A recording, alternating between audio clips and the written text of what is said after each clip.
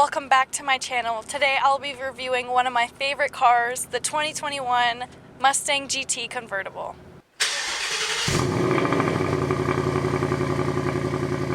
This is one of my absolute favorite machines I've ever owned. It's got the legendary Coyote V8, a manual transmission, a beautiful exhaust note, and of course that top-down freedom. Alright, now let's start off on why I chose this Mustang over the new generation. The first reason is the exhaust note. I just prefer the raw, burbly sound of the Coyote V8 over the newer generation, and let's show you this comparison.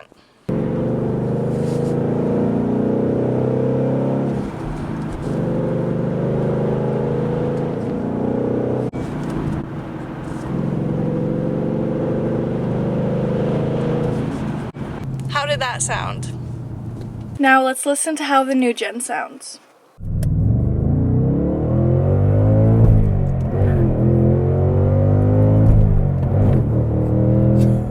Now let me know what you guys think, if you prefer the older one versus the newer one. In my opinion, I prefer the older one because it sounds more natural, whereas the newer one is a little artificial to me. The second would be less tech. I'm not the biggest fan of the super digital interiors taking over in new cars. This one still feels connected and analog in the right ways. The third reason is pricing. With what new Mustangs cost right now, you're creeping into premium segment money. This 2021 GT offers so much more bang for your buck. Number 4 would be exterior looks. I just like the way this gen looks. I really like the black badging on the red. The colors just really pop. And look at this view from the rear quarter panel. Now lastly, these 20-inch black wheels. I know they are a little dirty, but they really do pop with the red color. Also, this is the 6th generation, the S550, which started in 2015 and ended in 2023 before Ford introduced the S650. Let me show you what these hard buttons do. So at the very bottom we have the start-stop, the engine button. We have hazards right over here. We have traction control on or off. We have 3 different modes for steering. We have normal steering, sport steering, and comfort steering. As well as we have our different driving modes. We have normal, sport, track, drag strip, wet and snow, and back to normal. Now for the climate control, as you see, there's a bunch of buttons here.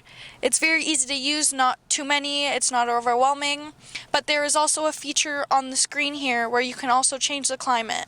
So you can either use the hard buttons or the screen.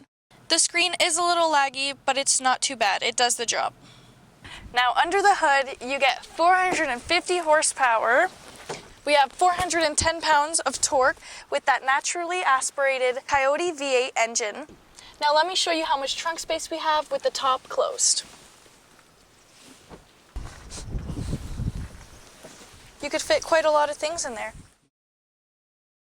Now as you see, there's lots of trunk space considering that it is a soft top. So now let's talk about some minor complaints I do have. First of all, the braking is perfect. The brakes work very well. Unfortunately, they are very sensitive, so it's just something you have to get used to. The second thing would be the seats. So for the most part, they are leather, but on the outer sides, they do turn to cloth. So I know they are just trying to save on some costs, but it would have been nice to keep it all around the same.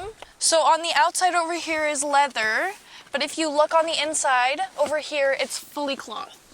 Lastly, every time you start the car, the drive modes resets, which is kind of annoying because you do have to manually change it every time. Now let's get in and see how the driving experience is like.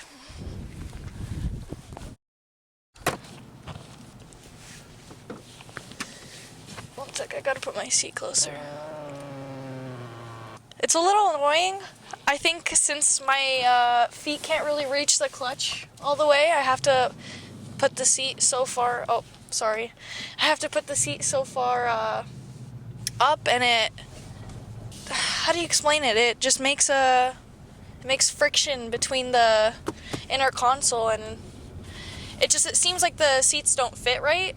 The 6-speed manual transmission. It's short, smooth. It is a little stiff, but I think it it's in the right position. It fits in the right spots.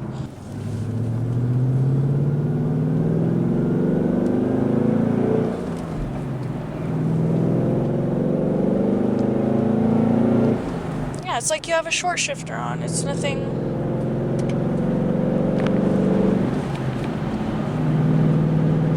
The clutch is a little heavy, but I consider it a good thing.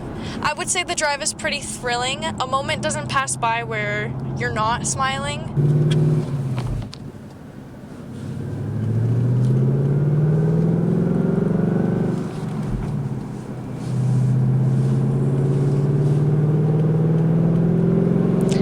As you see, the V8 engine pulls hard.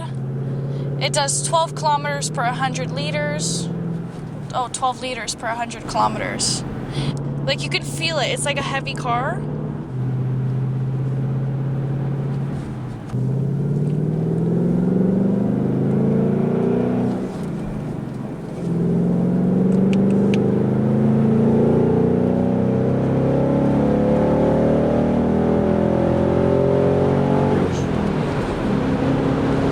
How was that pull?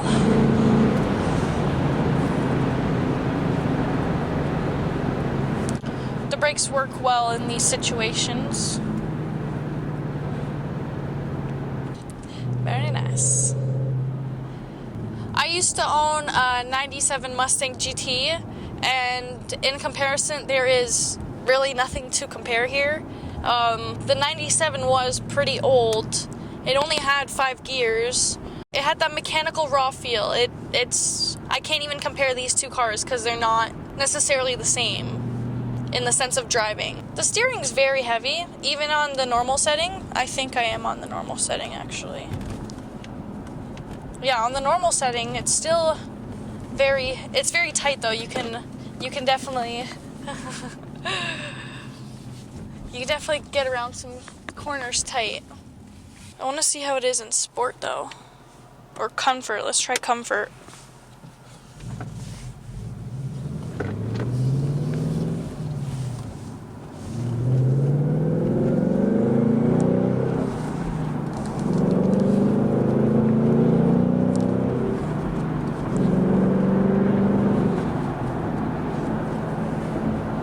The comfort is not that much different. It is a little lighter. You can definitely steer easier. I would stick with the normal. In comparison, especially price-wise, you're not gonna find much, but if you do spend a little more money, you can compare it with the BMW M2 or the Cadillac CTS-V, which both do come in manual, but they don't have the V8 engine.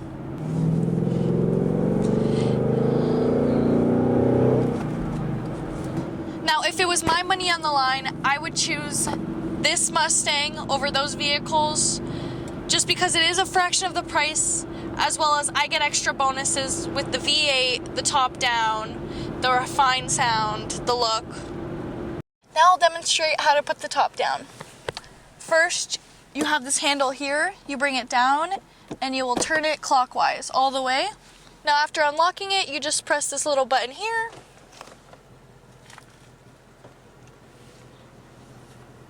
and it will fold itself all the way down. And now here's how you put the top back on. Very simple, the same exact button, just the different way. Just hold it. And as easy as that. Look at that. Just make sure you lock it again, counterclockwise. Pop the handle back up, and you're all set. Another thing I do like is that the windows are frameless. So as you see here, there is no cage going over the windows. So it's just very sleek. Now, would I go for a dark horse? Honestly, no. You're basically paying a lot more for the same amount of fun. Like, sure, it is track focused, but it's basically the same thing offered in here as well. The soft top just looks amazing on this car. What is not to like? The aggressive look. I liked how it's not rounded, especially these hard lines as well. It makes the car look more boxy. It's chiseled. It doesn't look rounded. It's just nice and mean looking. Now, my most favorite would be the rear quarter panel. As you see here, the taillights. I like this generation of taillights better than the newer generation, just because it has more of a chiseled look. It just looks very sharp. Just look at her, oh my god. Look at those fat exhaust tips. What do you guys think? Would you choose this car's looks over the newer generation or the current? Let me know in the comments below. Is this the perfect car? No, I don't think any car is personally. Every car has its strengths and weaknesses. But is it better than a lot of competition? In my opinion, absolutely. And until I've driven those other cars, I can say that this Mustang is exactly everything I want in a vehicle.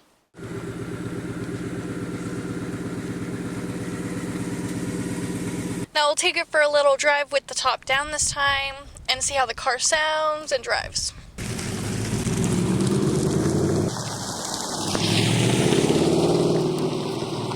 One thing I'm not a huge fan of when I have the top down is the fact that my hair gets flown everywhere and tangled.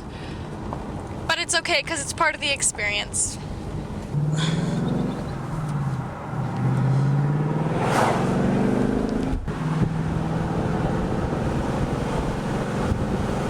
Nothing beats the top down. It adds so much more fun to it.